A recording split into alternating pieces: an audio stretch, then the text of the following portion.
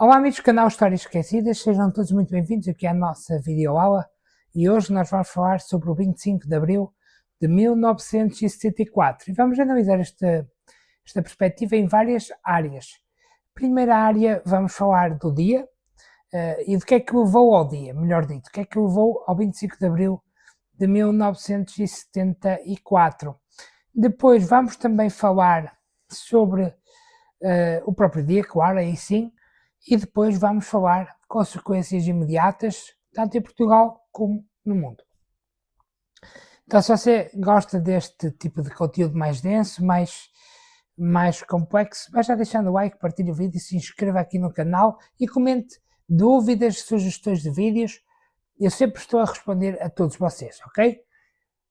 Bem, o que é que foi o 25 de Abril de 1974? Ora bem, antes de mais foi uma revolução feita por militares, portanto é um movimento militar que derruba uma ditadura que estava em Portugal há 48 anos. Portanto, a ditadura havia sido instaurada no dia 28 de maio de 1926 e foi então derrubada no dia 25 de abril de 1974. Embora passasse por principalmente três grandes momentos. Um primeiro momento da ditadura militar propriamente dita, até 1932, aliás, 33, peço desculpa. Em 1933 é dada uma Constituição e, portanto, em termos de aparência era uma democracia, mas veremos que nem tanto. E em 32 sobe ao poder, na prática, António de Oliveira Salazar. Eu já estava como Ministro das Finanças desde 1928 e então se consolida assim como Presidente do Conselho, portanto o equivalente hoje a Primeiro-Ministro, né? Então se consolida como Presidente do Conselho em 32. 33 é concedida então a Constituição e em 1968 a mudança de António de Oliveira Salazar, que sai por questões de saúde, e a subida ao poder de Marcelo Caetano.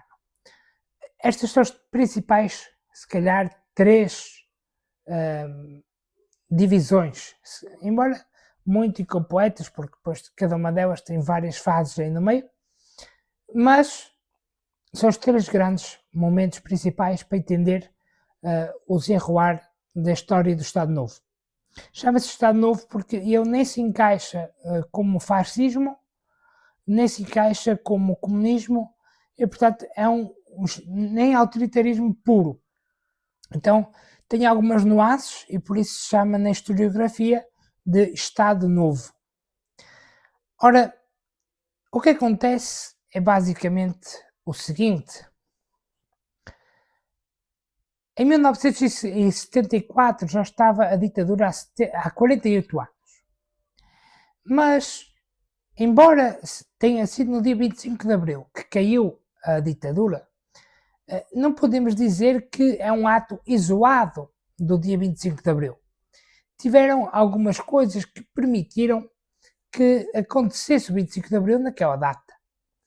Então, podemos falar que o primeiro grande movimento de ruptura foi, na verdade, no dia em que foi feitas as eleições presidenciais de 1958. Porquê? De um lado, o almirante Américo Tomás, que haveria de vencer as eleições, pelo menos oficialmente, era apoiado pelo regime, por toda a parte do Estado, e do outro lado o general Humberto Delgado, general do Exército, um veterano do Exército português e que se vai candidatar pelo lado da oposição. Ele defendia uma via mais democrática para Portugal e ele ficou conhecido por aquela frase do obviamente de Me Too, não é? Quando lhe foi perguntado num debate no Café Chave de Ouro, lhe perguntaram o que é que ele faria com o presidente do Conselho caso ele vencesse as eleições. Eu disse então, obviamente, de Me Too. Isto acendeu um sinal de alerta porque toda a oposição se reuniu, digamos assim, à volta da candidatura do general Humberto Delgado. O regime acendeu o sinal de alerta, como é evidente, porque realmente era um perigo se houvesse essas eleições sem intervenção do regime, o regime poderia desmoronar. E então, embora tenha vencido nas urnas, sabemos porque existem várias cartas para o país inteiro a indicarem como o general Humberto Delgado viu os seus votos serem substituídos por Américo Tomás, quer dizer, há um caso, por exemplo, para vocês terem uma ideia, perto de Coimbra, estou a ver se me lembro agora o nome da freguesia, daqui a pouco eu lembro-me já, mas é ali perto de Coimbra em que se diz mesmo textualmente isto: o senhor Almirante teve 170 votos e o senhor general teve 370, se não me falha a memória. Mas nós achamos por bem alterar os dados, alterar os números, e então colocamos 370 a favor do senhor Almirante e 170 a favor do senhor general. Então, isto mostra como o regime funcionava.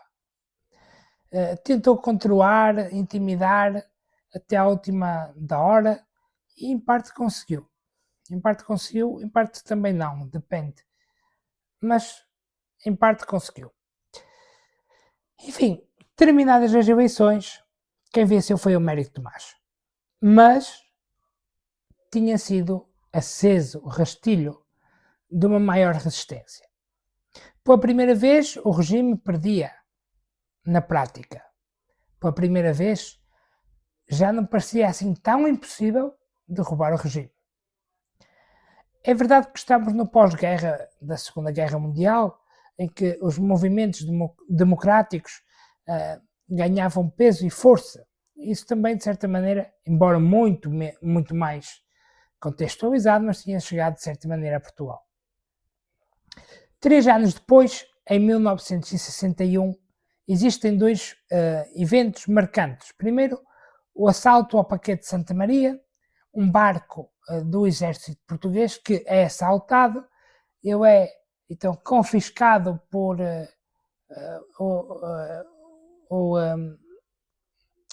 as forças da oposição, lideradas então por Henrique Galvão, e então o barco é confiscado e depois chega e entrega-se no Brasil. Chega-se, no caso, ao Rio de Janeiro. Posto isto, acontece o seguinte: no mesmo ano, a 4 de fevereiro, movimentos ligados ao MPLA, eles atacam e executam alguns portugueses em Angola. E com isto, em 15 de março, vem dar-se a origem à Guerra Colonial. E a Guerra Colonial foi em si uma coisa muito importante para o desgaste do regime. É preciso não esquecer que até bem tarde, até perto das eleições do Humberto Delgado em 58, o regime tinha altas taxas de aprovação popular. E, portanto, isto fez com que fosse preciso um processo interno de desgaste. Esse processo veio através da Guerra Colonial. Em 1961, começa a guerra em Angola. Em 64, vai começar em Moçambique. Estou a ver se não troco as datas aqui da minha cabeça. Mas e a Guerra da Guiné começa também mais ou menos naquele intermédio, entre 61 e 64. E, portanto, ao estar o exército português nas 3 frentes, Angola, Moçambique e Guiné-Bissau, aí o que acontece é o seguinte, é uma guerra aberta, em ambas as frentes. E a guerra estende-se, resumidamente, não vou entrar nos detalhes da guerra, porque senão ficaria um vídeo muito longo, a guerra estende-se até 1975, porque embora o 25 de Abril tenha sido em 74, 1974, em 1975 foi quando se deu a independência a grande parte aliás, sim, quase todas, 90 e muitos por cento das colónias, né, foi dada em 75. Então, o que houve, entretanto, no meio tempo foi um cessar-fogo que esteve em vigor na grande maioria dos lugares. Um ataque aqui ou ali, mas coisa muito rara. Esta guerra ser tão longa fez com que começasse a existir um desgaste. Porque já é uma situação um pouco diferente. Salazar tinha conseguido evitar a entrada de Portugal na Segunda Guerra Mundial. E isso tinha-lhe dado dentro do país um peso quase de salvador da pátria. Um peso muito grande de ter evitado a guerra que destruiu a Europa. Não? Então havia toda aquela aura. Quando as famílias portuguesas viram os seus filhos, os seus primos, os seus sobrinhos, as pessoas comuns viram os seus amigos a irem para a guerra, muitos deles a não voltar, ou então a voltarem com deficiências profundas, começou a dar um baque, vamos dizer assim. E com o tempo, o baque foi apenas ficando cada vez maior. E em 1968, António de Oliveira Salazar sai do poder. Ele tem uma queda no Paço de São João, ele tem uma queda e com isto ele fica incapacitado. E quem assume o poder é Marcelo Caetano, uma pessoa que era ainda vista por alguns como progressista, mas na prática era ainda mais complexo do que o Salazar, em alguns pontos. Mas o Marcelo Caetano dá alguma esperança, porque ele se define a si próprio como um governo de evolução na continuidade. É esta a frase que ele usa, de evolução na continuidade.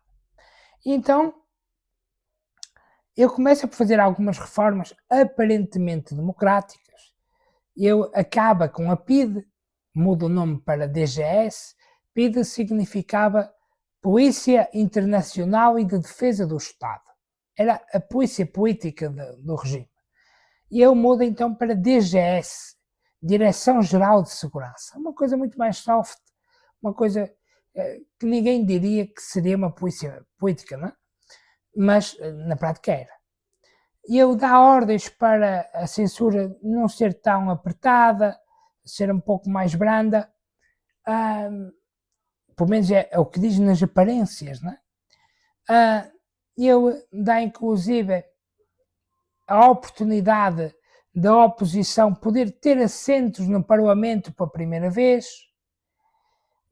embora tudo isto na verdade resulte em nada.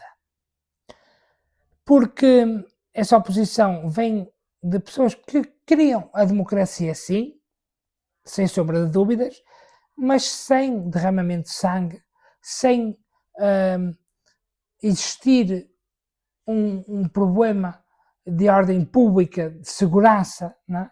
Portanto, queriam uma coisa ordenada, um bocadinho, para vocês entenderem, como aconteceu em Espanha, no pós-Franco, não é? Um bocadinho nesse estilo.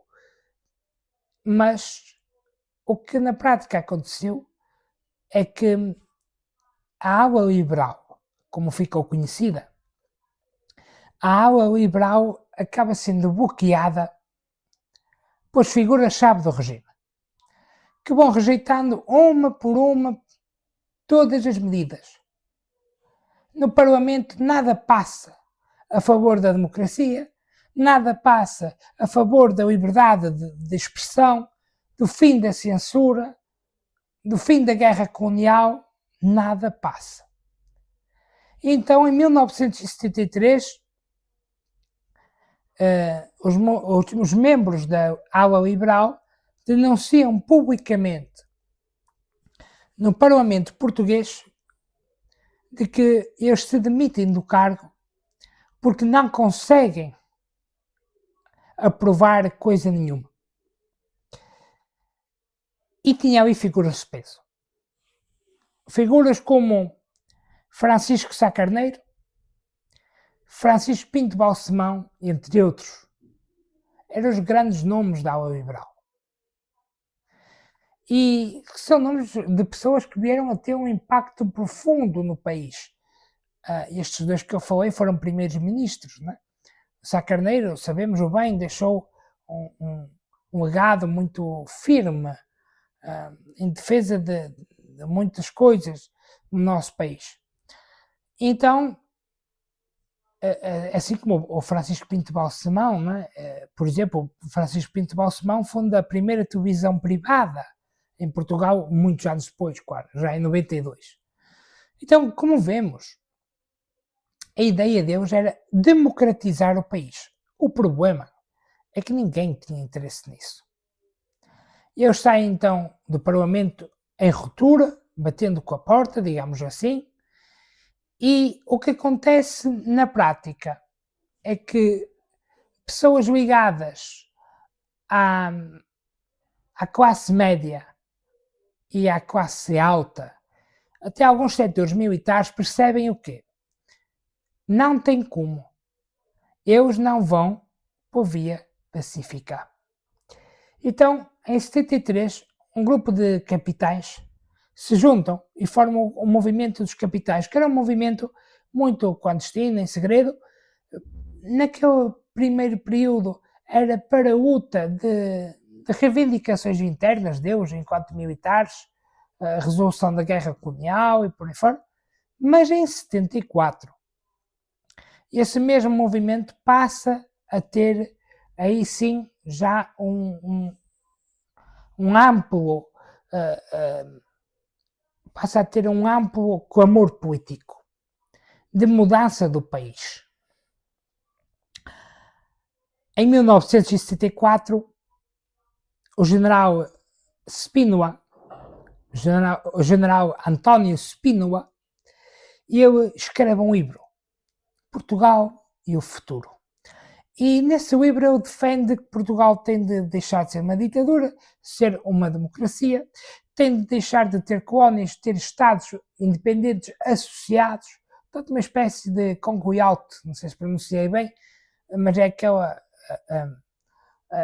aquele conjunto de nações que estão ligadas à Inglaterra. Portanto, o modelo era para ser parecido, não é? E com isto terminar de vez com o colonialismo. Isto não interessava ao regime. O livro foi censurado, foi proibido e provocou com que o próprio general Spínola fosse demitido das suas funções. Só que o general Spínola não era um qualquer, ele era um herói de guerra. O general Spínola era uma pessoa com peso dentro dos militares e uniu ainda mais o movimento dos capitães para reivindicar aí sim o fim da ditadura. E fazem uma primeira tentativa, alguns deles, em 14 de março, com o golpe das Caldas, o movimento das Caldas, ou também conhecido como Intentona das Caldas. São tudo formas como é conhecido este movimento. Só que é tudo ainda muito primitivo, permitam-me dizer o termo. É tudo muito imitado, sem organização praticamente nenhuma, e é facilmente derrubado. Vários são presos e tudo se encaminha para eles serem mandados para as colónias. Mas o movimento se consolida, muda então para a MFA e começam a preparar a revolução ponto por ponto. com um planejamento ao milímetro. O que ocupar, como ocupar, quem é que vai fazer o quê, de que forma se vai fazer. E no dia 25 de Abril, eu já ocupo a Rádio Renascença. Naquela madrugada de 25 de Abril, eles ocupam a Rádio Renascença, no posto emissor da Rádio Renascença em Lisboa, e fazem sair a primeira canção. E tudo o vento levou. Quis saber quem sou, o que faço aqui, quem me abandonou, de quem me esqueci. Eram estas as palavras da senha que dizia que o movimento era para arrancar, para as pessoas se prepararem. Umas horas depois, fizeram sair o Grândola Vilma Morena, que ficou associado para sempre à Revolução de 25 de Abril. Aí era aquele movimento do não tem volta. Está tudo na rua, não tem mais volta.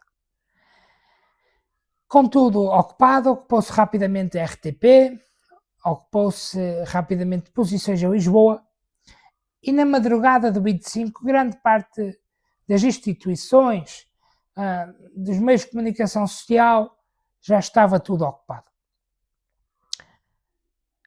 O Marcelo Caetano muda-se então para o quartel do Carmo, refugia-se no quartel do Carmo, e lá tenta liderar algum tipo de resistência. Na verdade, não consegue, porque os próprios que deveriam ser leais ao regime também o abandonam.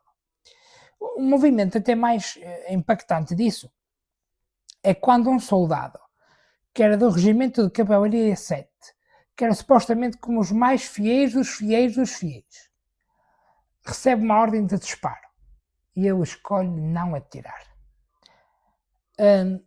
Eu escolho não atirar e com isto o regime não tem mais o que garantir. Porquê?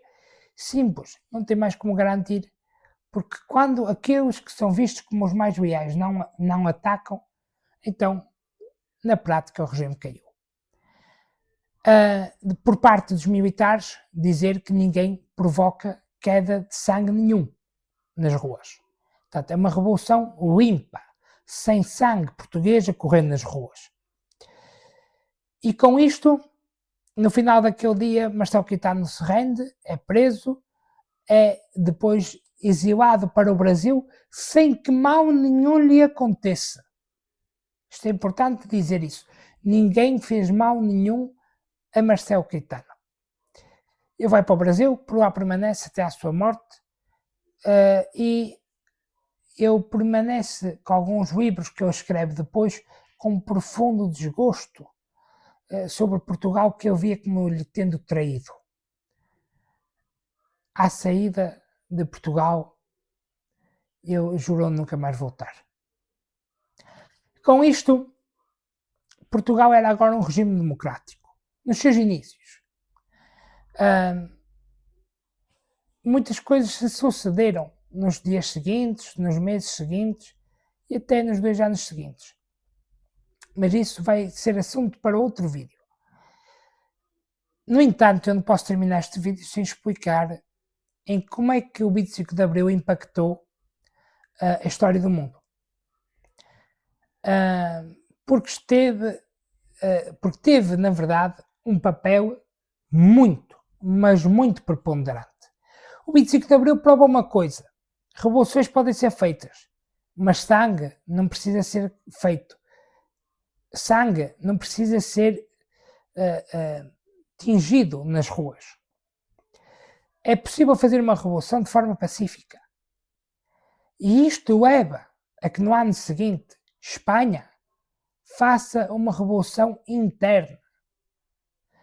No início até se pretendia, com a ala liberal, fazer uma coisa como foi feito em Espanha, mas em Portugal não houve condições para fazer. Em Espanha passou a haver. A Grécia, em 1977, põe fim à sua ditadura também com uma revolução pacífica.